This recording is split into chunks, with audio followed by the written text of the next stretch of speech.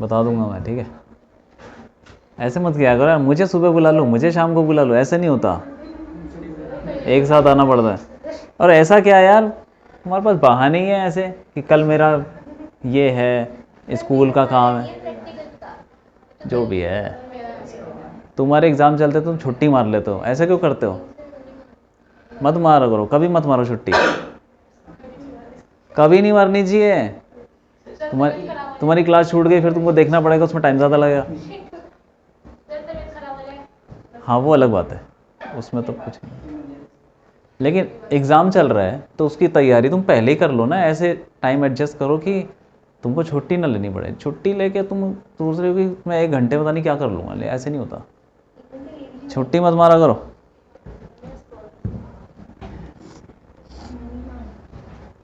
चलो ठीक है, कुछ पढ़ लेते हैं। हमने देखो पिछली क्लास में कुछ पढ़ा था, वो दोबारा बता दें थोड़ा सा। एक हमने पढ़ा था, एसी सर्किट पढ़े थे यार, बेसिकली एसी सर्किट।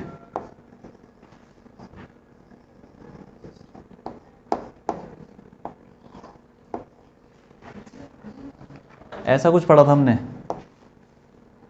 ये आर है, ये एल है, एसी, मतलब तीनों चीज़ें लगा दी एसी में, तो उसमें क्या होता है कि कुछ वोल्टेज वगैरह जाते हैं इस पे वोल्टेज कितना जाता है, वी आर बोलते हैं उसको।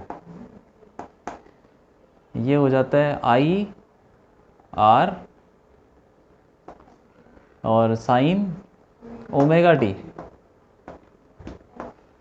हमने माना कि करंट कितना है,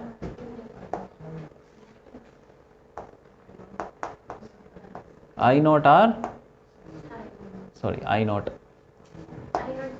साइन ओमेगा टी, मान लिया कि करंट इसमें है। तो रेजिस्टेंस में ओम्स लॉ लगा लो सीधा, ठीक है, V equal to I R, तो आ गया रेजिस्टेंस के ऊपर वोल्टेज ही आ जाती है। इस पे वी एल इंडक्टर के ऊपर कितनी आती है, आई एक्स एल।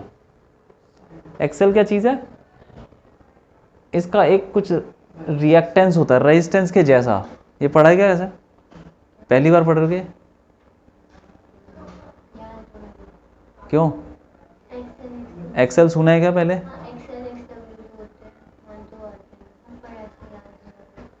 ये तो रेजिस्टेंस हो गया, एक्सएल क्या हो जाएगा, ये जो एक्सएल है रेजिस्टेंस के जैसा ही होता है कुछ, ये इसको बोलते हैं रिएक्टेंस, रिएक्टेंस बोलते हैं। Sign omega T plus pi by 2। Voltage में जो करंट का जो भी एंगल है, वोल्टेज में पाई बाय 2 ज़्यादा, रेजिस्टेंस वाले का जो एंगल होता है वो करंट वाले के बराबर होता है। ये हमने पिछली क्लास में पढ़ा है, जल्दी जल्दी बता रहा हूँ क्योंकि एक बार तुम वीडियो देख लोगे ना सब समझ आ जाएगा, आधे घंटे का ही और कुछ नहीं है। रेजिस्टेंस में जो एंगल होता है वो करंट के बराबर होता है, और जो इंडक्टर में जो वोल्टेज होता है उसका जो एंगल होता है वो करंट के एंगल से पाई बाय 2 ज़्यादा होता है। हो गया। और यहाँ पे जो रेजिस्टेंस की जगह पे जो भी आता है उसको बोलते हैं कुछ एक्सएल, रिएक्टेंस। और ऐसे ही कैपेसिटर पे जो वोल्टेज लगती है वो ऐसे आ जाएगी, आई एक्स सी।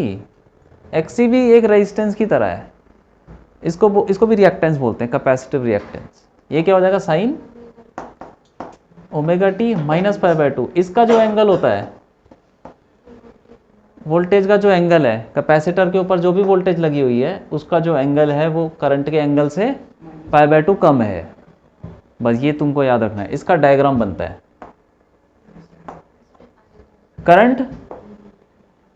करंट हमेशा ऐसे बनेगी, करंट हमेशा ऐसे बनेगी, हॉरिजॉन्टल एक्स एक्सिस।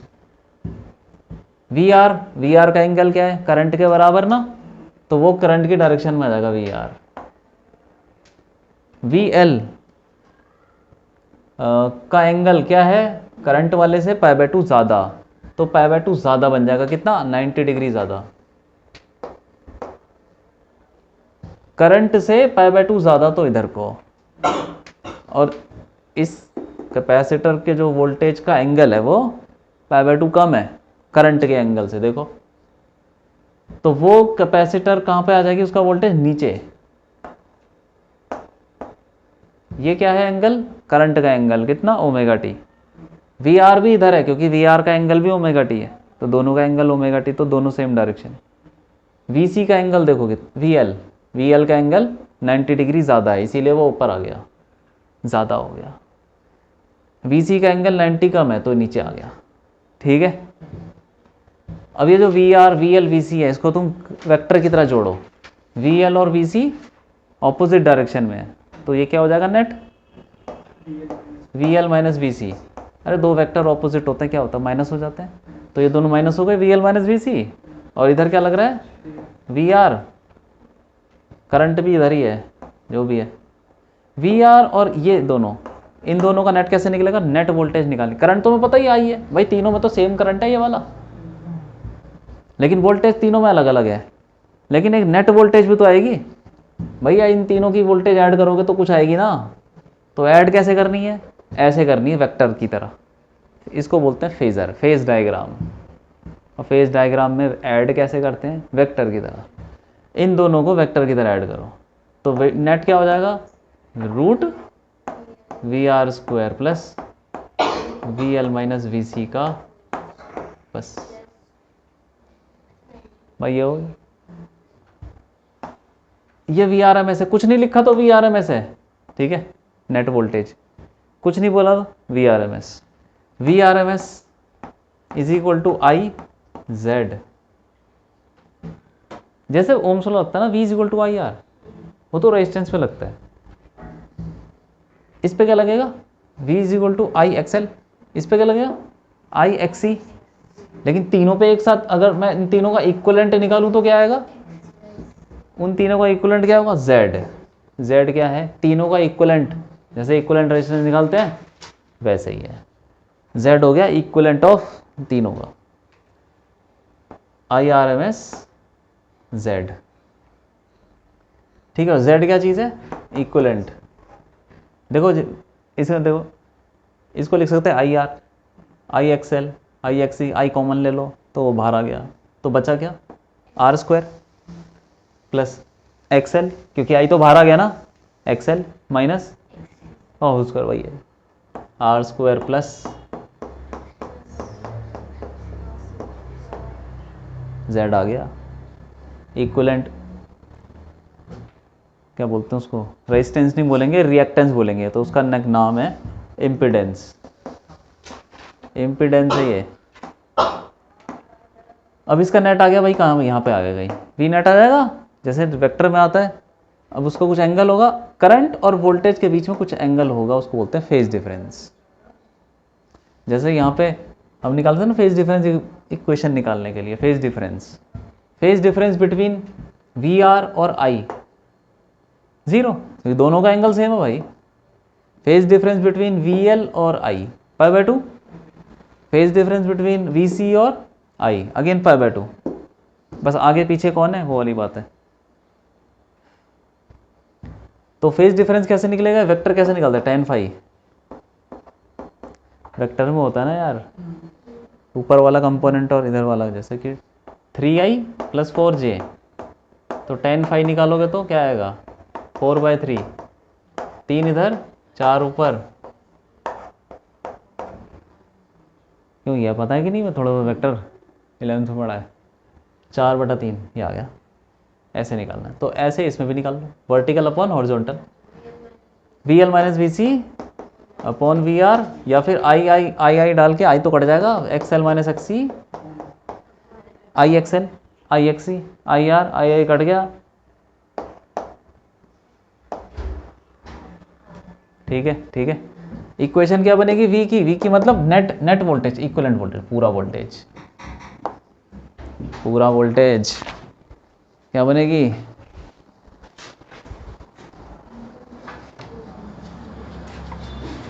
हो गया काम, बस गर्मी लग रही है। मैंने पानी भी डाल दिया अच्छे से, कहाँ, ऊपर गमले में। हेलो हेलो, ये स्पाइडरमैन मैं ले जा रहा हूँ, नहीं पानी भी डाल दिया मैंने अच्छे से, मैंने पानी भी डाल दिया अच्छे से, पत्ते भी ले लिए, झाड़ू भी लगा दे ऊपर। हाँ ठीक है, चलो हो गया, अब यहाँ रह गया किसी दिन। चलो ठीक है, मैं वो ले आऊँगा। हाँ ले।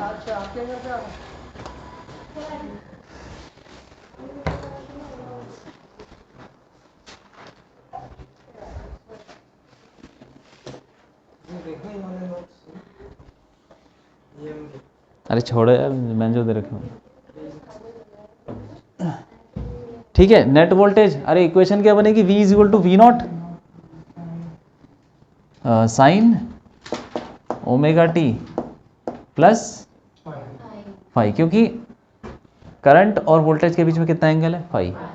और प्लस क्यों, माइनस क्यों नहीं, क्योंकि वोल्टेज ऊपर है, वोल्टेज ऊपर आ रहा है, इसीलिए प्लस कर देंगे फाई। नेगेटिव भी आ सकता है, नेगेटिव आ जाएगा तो नीचे आ जाएगा।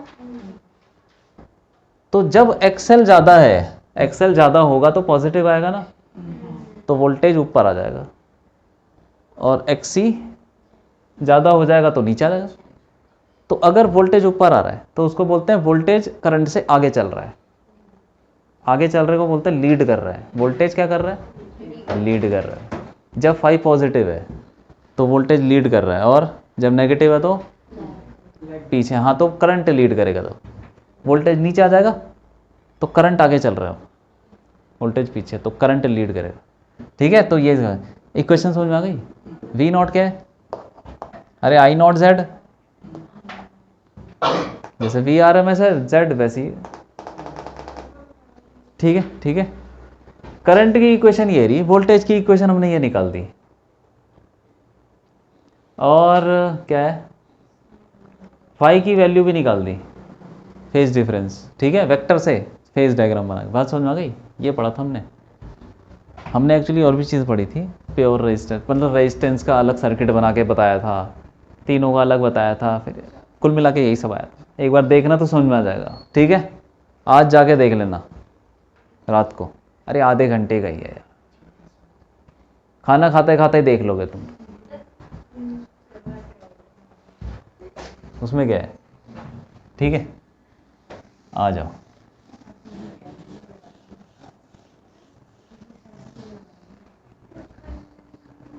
अब देखो इधर यार, हमने निकाल दिया था ये सब।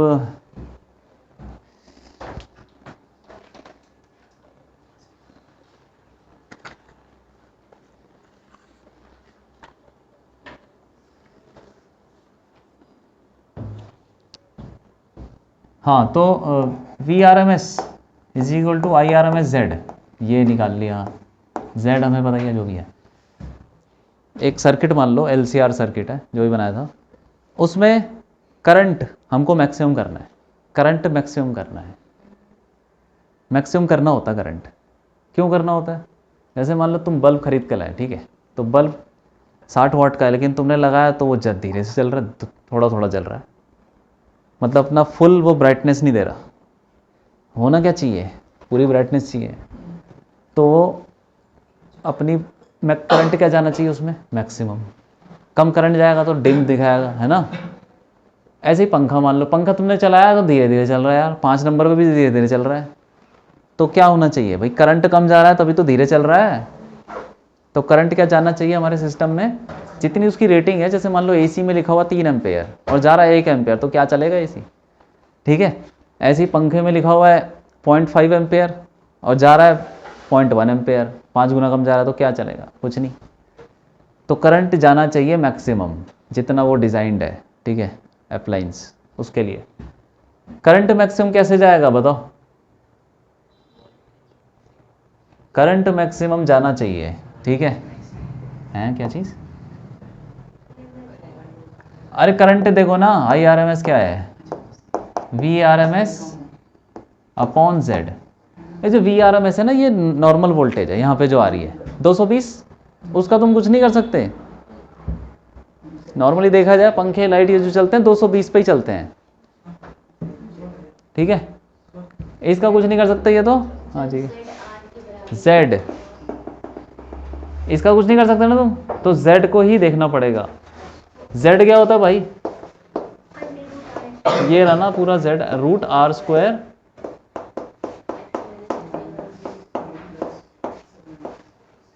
ठीक है। तो Z क्या होना चाहिए हमारा, for current to be maximum, for maximum current.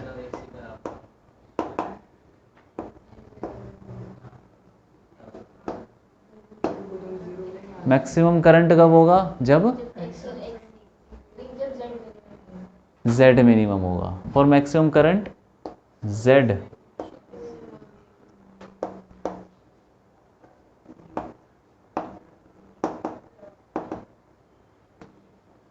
Z should be minimum. कितना मिनिमम हो सकता है? क्यों भाई, कैसे? ठीक है, ये बराबर कैसे हो गए? हाँ, कैसे करते हैं बराबर इसको? देखो मैं तुमको एग्जांपल देता हूँ, सारे सिस्टम में तो नहीं हो पाता, लेकिन जैसे मान लो पंखा है, पंखा बनता कैसे? अंदर से देखा तुमने क्या होता है उसके अंदर? मोटर होती है नॉर्मल, खोल के देखोगे तो उसमें तारे ऐसे ऐसे ऐसे कॉपर की वायर तुमको दिखेगी, इतनी गड्डी बना रखी होगी पूरी। मोटर देखी खुली हुई दुकानों पे इलेक्ट्रिकल की, तो गड्डी बना रखी होती है, तो इतने लंबी तारे होती हैं उसमें, ऐसे कॉयल बना बना के पूरा चक्कर मार मोटर बन जाती है। तो इतनी लंबी तार है तो रेजिस्टेंस तो आएगा, रेजिस्टेंस आ गया, इतनी लंबी तार तो आर उसका तो तुम कुछ नहीं कर सकते भाई, ये तो डालना ही पड़ेगा, मोटर चलाने के लिए तो तार चाहिए होती है। रेजिस्टेंस आ गया, और जब तुमने घुमाना शुरू किया तो क्या आ गया? एक्सेल भी आ गया भाई, एक्सेल। अरे तुमने यार घुमाना शुरू किया तो सोलेनॉइड नहीं बनने लग गया हो? सोलेनॉइड में क्या होता है? एल होता है ना, एल इंडक्टेंस होती है ना उसकी, तो इंडक्टेंस भी आ गई तो एक्सेल भी आ गया, एक्सेल एक्सेल इंडक्टेंस, सोलेनॉइड का एक्सेल आ गया। ठीक है कि नहीं? तो अभी तुम्हारे पंखे में क्या है? बस रेजिस्टेंस और एक्सेल, और कुछ नहीं है, रेजिस्टेंस और एक्सेल। तो अगर तुम एक्सी नहीं है, तुम अगर देखोगे तो जेड क्या होगा? R square plus XL square, XC तो है नहीं ना, तो इम्पिडेंस क्या होगा? R square plus XL square. ठीक है, अब इसको मिनिमम करना है, तुम क्या करोगे भाई?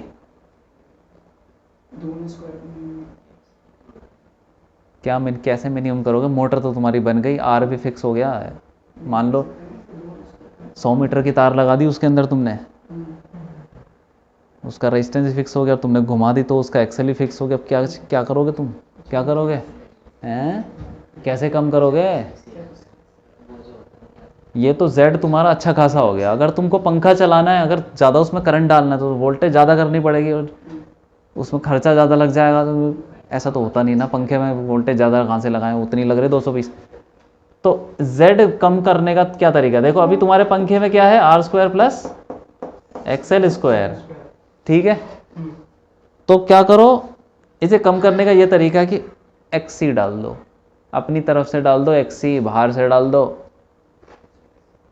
बाहर से लगा दो यार। बाहर से लगाओगे तो इक्वेशन क्या बन जाएगी फिर? एक्सएल माइनस एक्सी का होल स्क्वायर बन जाएगी। और ऐसा एक्सी डालो, ऐसा कैपेसिटर डालो जो बराबर हो जाए उसके, तो ये सारा ही जीरो हो जाए, काम खत्म, सबसे मिनिमम हो जाए। फिर वो एक्सेल तो पहले से ही था ना, तुमने एक्सी डाल दिया ताकि वो उसको कैंसिल कर दे, एक्सेल माइनस एक्सी दोनों बराबर हो जाएंगे तो कट जाएगा। ऐसे जेड मिनिमम होता है पंखे में, तभी कैपेसिटर लगाते हैं, देखा है क्या? मोटर में हर जगह लगता है, क्योंकि जहाँ पे कॉयल आ जाती है रेजिस्टेंस तो आता ही है, रेजिस्टेंस को तो कोई अवॉइड ही नहीं कर सकता भाई। मोटर किस में नहीं होती? पंखा, एसी, मोटर, और जितने भी फ़ैन हैं, और किस में होता है? घर में ज़्यादातर यही चलता है, एसी हो गया, फ्रिज हो गया, उसके अंदर भी होता है। तो जहाँ भी मोटर लगी हुई है ऐसी चीज़ें, वहाँ पे लग जाता है। ठीक है, हाँ ठीक है, समझ में आया? आर और एक्सएल तो पहले से ही था, हमने एक्सी भी डाल दिया, कैपेसिटर लगा दिया। देखा कैपेसिटर पंखे में लगा रहता है, इतना कंडेंसर बोलते हैं उसको, कंडेंसर खराब हो गया दुकान से खरीद, इतना बड़ा कंडेंसर। हाँ, वो नहीं होगा तो पंखा फिर चलेगा नहीं, या तो तुमको धक्का मारना पड़ेगा तब चलेगा, या तो चलेगा ही नहीं, या इतना इतना ज़्यादा इम्पीडेंस हो जाता उसका कि उसमें करंट बहुत कम जाता, फिर क्या घूमेगा। ठीक है, कैपेसिटर चेंज कर दोगे, हो सकता है तेज़ घूमने लग जाए। कभी कभी ये एक्सी धीरे धीरे वो ख़राब हो जाते हैं, तो एक्सी की वैल्यू कम ज़्यादा होने लगती है, कम ही होने लगती है। ठीक है, तो फिर ये एक्सएल माइनस एक्सी कुछ आने लगता है तुम्हारे पंखे में, इसलिए धीरे धीरे वो पंखे का कैपेसिटर ख़राब होता रहता है और वो फिर धीरे घूमने लगता है। ऐसे तो देखा तुमने, घर के पंखे धीरे धीरे हो जाते हैं, टाइम के साथ वो धीरे घूमने लगते हैं। फिर कैपेसिटर चेंज कर दो उसके वैल्यू का, तो वो हो जाता है, ठीक है, बराबर हो गया। ऐसे करके हम क्या करते हैं, इम्पीडेंस को कम करते हैं। बात समझ आ गई? हाँ, तो z should be minimum, z minimum हो जाएगा तो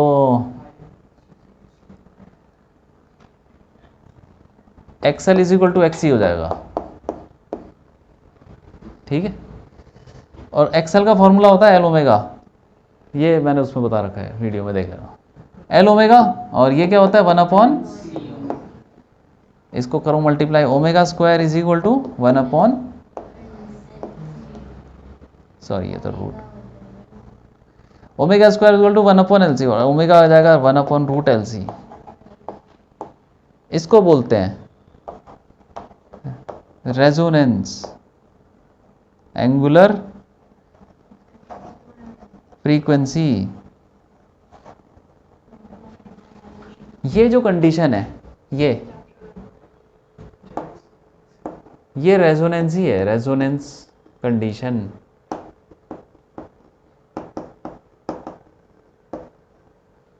रेजोनेंस पे क्या होता है कि जो भी तुम्हारा एम्पलीट्यूड है वो मैक्सिमम हो जाता है। रेजोनेंस पे एम्पलीट्यूड मैक्सिमम, जैसे तुमने देखा कि कांच तोड़ देते हैं, वो एक फ्रीक्वेंसी से कांच तोड़ देते हैं, होता क्या है वो रेजोनेंस हो रहा होता है। ट्यूनिंग फोर्क लो, उसको फ्रीक्वेंसी दो, वो हिलेगा ऐसे ऐसे करके, बहुत तेज चलता है वो, ठीक है। और उसको कांच के पास ले जाओ तो कांच भी हिलने लगता है। तो माइक्रोस्कोप मतलब ऐसे स्लो मोशन में देखोगे जूम करके तो कांच भी, अब कांच इतना हिलता नहीं है भाई, थोड़ा भी हिलने लग जाएगा तो क्रैक पड़ जाएगा। तो रेजोनेंस में क्या होता है, देखो मैं बताता हूँ क्या होता है। एक होती है सिस्टम की फ्रीक्वेंसी, ठीक है, मतलब सिस्टम मतलब जो भी हमारा सिस्टम है, यहाँ पे तो सर्किट है, पंखा हो गया, जो भी है, इसकी एक फ्रीक्वेंसी होगी। और एक होती है बाहर से जो फ्रीक्वेंसी आ रही है, बाहर से कितनी आ रही है, ओमेगा। ओमेगा कौन सी है, एसी जनरेटर, याद है एसी जनरेटर घुमाया था उसको, कॉइल को कितनी स्पीड, एंगुलर स्पीड से घुमाया था, यही तो था ये ओमेगा। ये वही फ्रीक्वेंसी है जो पावर प्लांट में घूम रहा है वो कॉइल, ठीक है। तो ये तो हो गई बाहर की फ्रीक्वेंसी, और ये है अंदर की फ्रीक्वेंसी, ये दोनों बराबर हो गई, उसको बोलते हैं रेजोनेंस हो जाना। दोनों फ्रीक्वेंसी बराबर हो गई तो करंट क्या हो जाएगा, मैक्सिमम हो जाएगा, तो करंट मैक्सिमम हो गया, ठीक है। इसी को बोलते हैं रेजोनेंस। तो रेजोनेंस बहुत सारे सिस्टम में पाया जाता है, सारे सिस्टम में कहीं ना कहीं कर लो तुम, दो फ्रीक्वेंसी सिस्टम की और बाहर से लगा रहे हो, ठीक है। ये हो गया। तुम इसको अभी निकाल सकते हो कि रेजोनेंस फ्रीक्वेंसी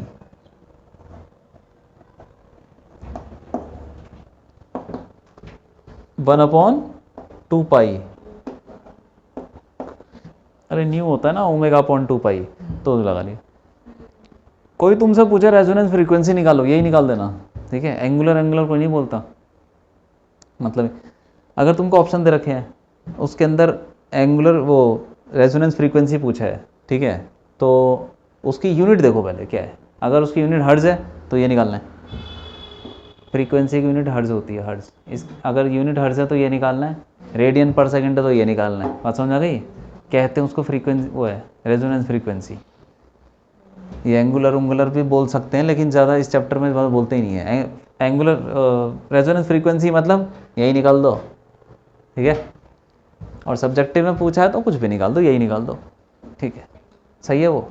ऑब्जेक्टिव में पूछा है तो, और तुमको क्वेश्चन में दे रखा है रेजोनेंस फ्रीक्वेंसी, और उसकी यूनिट देखो बस क्या है। अगर यूनिट रेडियन पर सेकंड है तो ये है, और अगर हर्ट्ज है तो ये है, सिंपल, ठीक है।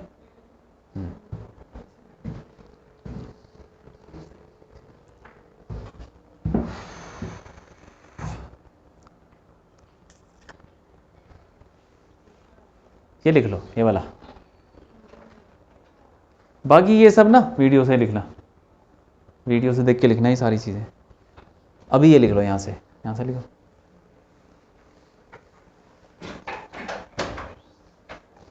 तो भाई देखो ओमेगा ये है, इसको ओमेगा आर भी बोल दो, resonance frequency omega R, omega तो बहुत सारे होते हैं, omega new R at resonance. अगर मैं ग्राफ बनाऊं किसका, करंट का, आई आर एम एस, या आर एम एस पे लगा रहे हैं फॉर्मूला, ठीक है, हाँ, आई आर एम एस और किसका, ओमेगा का, ओमेगा, तो कैसा होना चाहिए ग्राफ, तो एक फ्रीक्वेंसी ऐसी है जिस पे करंट क्या हो जाएगा, मैक्सिमम, है ना, यही होगा। अरे मान लो ना कोई फ्रीक्वेंसी है, इस पे करंट हो जाएगा मैक्सिमम, और उससे ज़्यादा फ्रीक्वेंसी कर दोगे तो करंट क्या हो जाएगा, मिनिमम, नहीं कम हो जाएगा ना, मिनिमम की वैल्यू तो जीरो ही है, जीरो ही कर दोगे कम, और ओमेगा को कम कर दोगे तो करंट क्या हो जाएगा, क्या होना चाहिए, ओमेगा को कम कर दो, करंट क्या हो जाएगा, कम हो जाएगा, और ओमेगा को ज़्यादा कर दे तो ज़्यादा हो जाएगा। अरे मैक्सिमम इस पे यार, तो भी कम ही तो होगा ना दोनों तरफ, ये ओमेगा आर है, ओमेगा आर पे ही तो मैक्सिमम है, अब तुम इधर उधर जाओगे तो कम ही तो होने वाला है।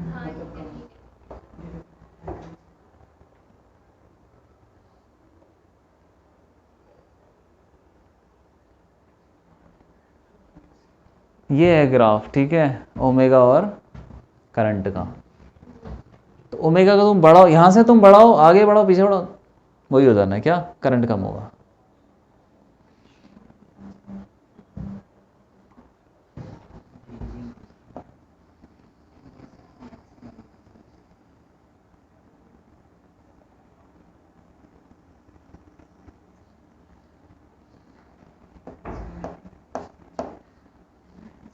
किस पे डिपेंड करता है ये, इस पे, एल और सी पे, एल और सी, ये दो दो ग्राफ बना रखे हैं, क्यों, क्योंकि अच्छा देखो, एक्सएल और एक्सी बराबर हो गए तो यार जेड क्या हो जाएगा, आर के बराबर हो जाएगा, क्यों, Z is equal to R, जब एक्सएल एक्सी बराबर हो गए तो जेड आर के बराबर हो गया, तो इक्वेशन क्या बन जाएगी, आई आर एम एस की, V R M S upon R, resonance पे, तो अगर आर ज़्यादा होगा तो करंट कम हो जाएगा, तो ये R1 R2 ग्राफ तो लगभग ऐसा ही है, बस ये है कि रेजिस्टेंस तुम ज़्यादा कम करोगे तो ग्राफ थोड़ा चेंज हो जाएगा, ऊपर नीचे हो जाएगा।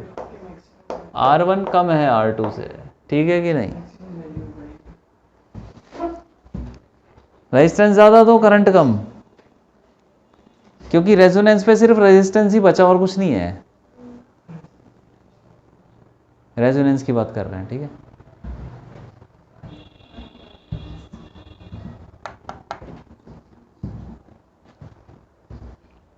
बना लो उसको,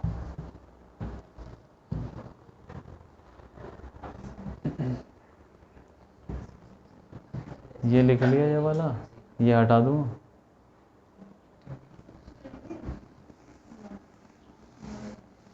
ठीक है। अब निकालते हैं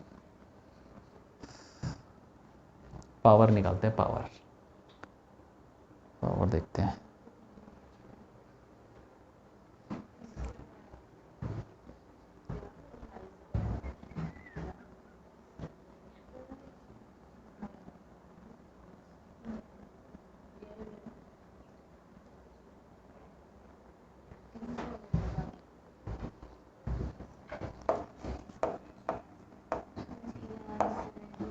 पावर निकालते हैं यार, ठीक है, कि एलसीआर सर्किट में कितनी पावर डिसिपेट होती है। पावर का फॉर्मूला क्या होता है,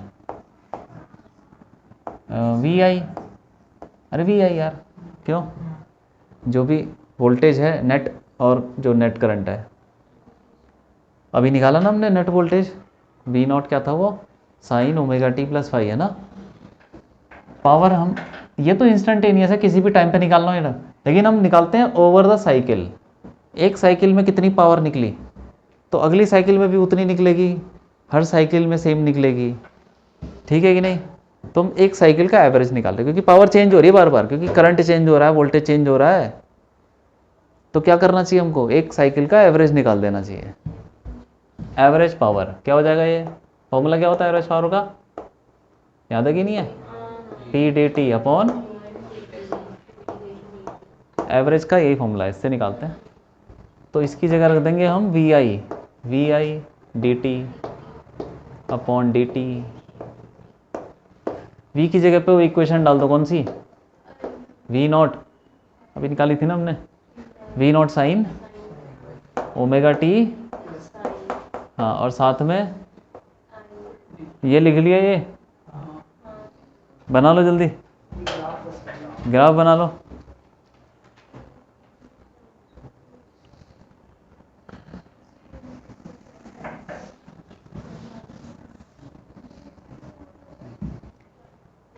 क्या हो जाएगा, आई नॉट साइन ओमेगा टी और साथ में D t upon integration D T. Limit लगा लो, एक साइकिल का क्या होता है टाइम, 0 से 2 पाई बाय ओमेगा, और ये भी 0 से 2 पाई बाय ओमेगा। इसकी डेरिवेशन में वही है, थोड़ा इंटीग्रेशन, थोड़े फॉर्मूले वगैरह, लेकिन ठीक है, दे तो रखा है बुक में, लेकिन आता नहीं है जनरली ऐसा कुछ। याद कर सकते हो यार, तुम्हें बस 1-2 स्टेप याद करने बीच में, बाकी तो लिमिट वगैरह रखनी है, ठीक है। देखो ये नीचे वाला तो क्या है, सिंपल, डी टी का इंटीग्रेशन टी होता है, उस पर लिमिट डालोगे 2 पाई बाय ओमेगा आ जाएगा। नहीं, नीचे तो 2 पाई बाय ओमेगा आ गया ना, जैसे पहले आ रहा था। ऊपर देखो V naught I naught constant है, बाहर ले लो, तो V naught I naught integration 0 से 2 pi by omega sine omega T plus five, फिर sine omega t d t divided by 2 pi by omega. इसका तुमको फॉर्मूला याद है कुछ, साइन ए साइन बी का फॉर्मूला बताओ क्या होता है।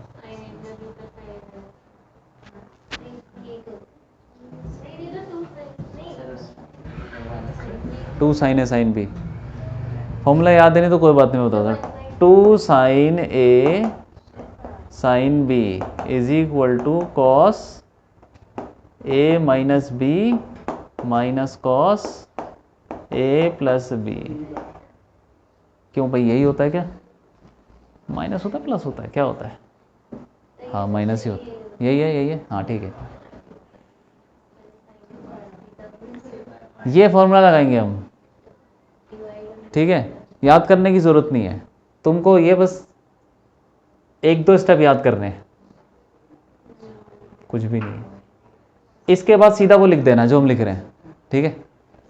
2 से मल्टीप्लाई करो, 2 से डिवाइड करो, और 2 साइन ए साइन बी का फॉर्मूला लगा लो सीधा, क्या हो जाएगा, V naught I naught by 2,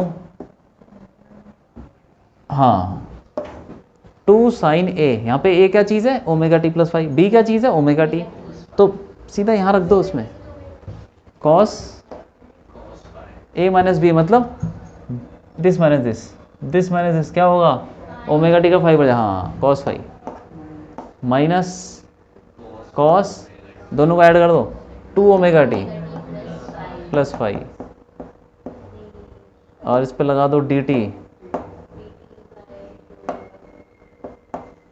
divided by 2 pi by omega, ये लो यहाँ 2 पाई बाय ओमेगा। अब तो cos फाइव का इंटीग्रेशन क्या होगा, अरे फाइव तो कांस्टेंट है ना यार, यहाँ पे इंटीग्रेशन किस पे हो रहा है, वेरिएबल क्या है, t टाइम, यहाँ पे कौन सा टाइम आ गया इसमें, ये तो कांस्टेंट हो गया, तो cos फाइव एक नंबर की तरह है, तो नंबर का इंटीग्रेशन क्या होता, कुछ नहीं, t आ जाता साथ में। जैसे मान लो ये 2 है, तो 2 का इंटीग्रेशन क्या होगा, 2t, वही है, तो cos 5 इंटू टी,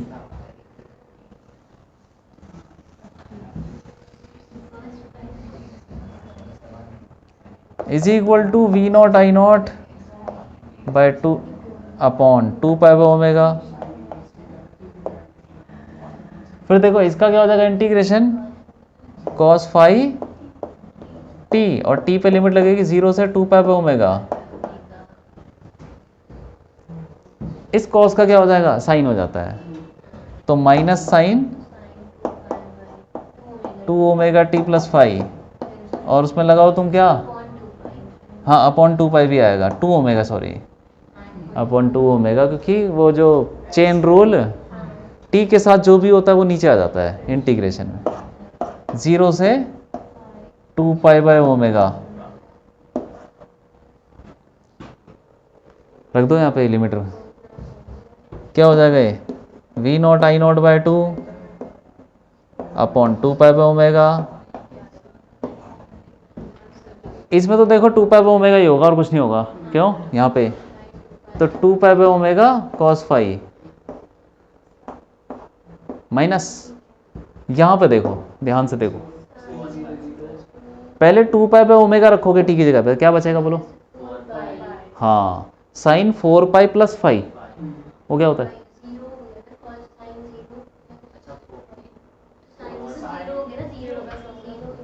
साइन 4 पाई, 4 पाई क्या होता है, देखो 0 डिग्री पकड़ो, 0 डिग्री पूरा चक्कर मार के आओगे कितना हो जाएगा, 2 पाई, वो भी 0 के बराबर है, फिर एक और चक्कर मारो तो वो भी 0 के बराबर है,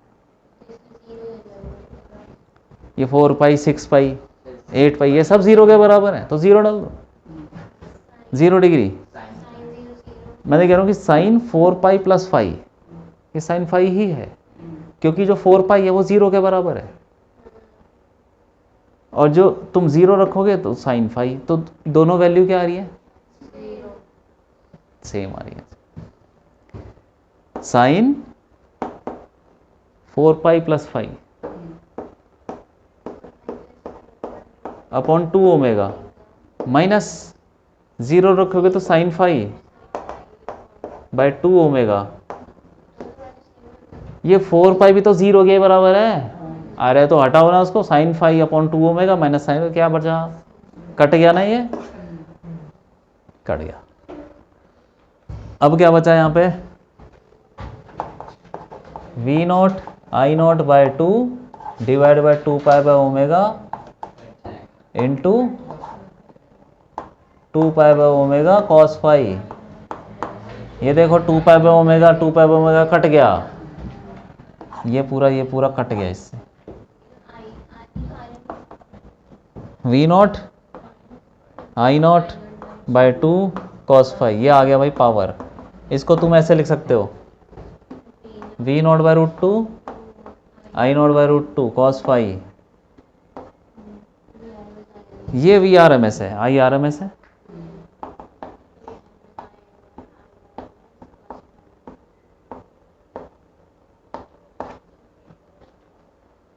ये बात है, ठीक है,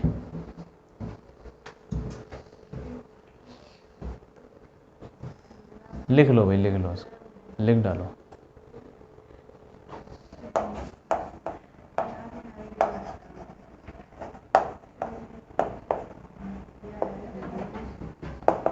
ये जो cos फाई है ना, इसको बोलते हैं पावर फैक्टर, नाम है इसका पावर फैक्टर, और क्या होता है, R by Z, R by Z, R by Z, तुम निकाल सकते हो, tan फाई निकाला था ना अभी हमने, XL minus XC upon R, तो उससे तुम cos निकाल सकते हो, और ट्रायंगल बना के, तो बस वही आ जाएगा, करके देखो, करके दिखाऊंगा, ये फाई है, ये एक्सएल माइनस एक्सी और ये आर है, तो ये कितना हो जाएगा, R square plus XL minus XC का स्क्वायर, तो जेड ही तो हो गया ये का रूट, सही है कि नहीं, सही है, R square plus XL minus XC का स्क्वायर, उसका रूट क्या है, जेड, तो ये जेड हो गया हाइपोटेन्यूज, तो कॉस फाई क्या हो जाएगा, इसको ऐसा लिखो यार, आर स्क्वायर प्लस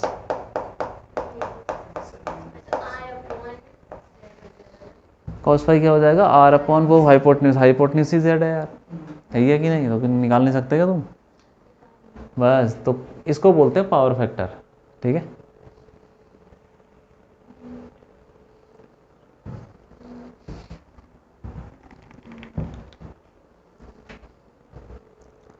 रेजोनेंस पे क्या हो जाता है, आर और जेड बराबर हो जाते हैं, आर और जेड बराबर होगा रेजोनेंस पे, तो फाई की वैल्यू क्या हो जाएगी, 0 हो जाएगी, कॉस फाई 1 हो जाएगा, तो फाई 0 हो जाएगा, ठीक है।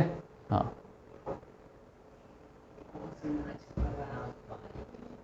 लिख लो लिख लो।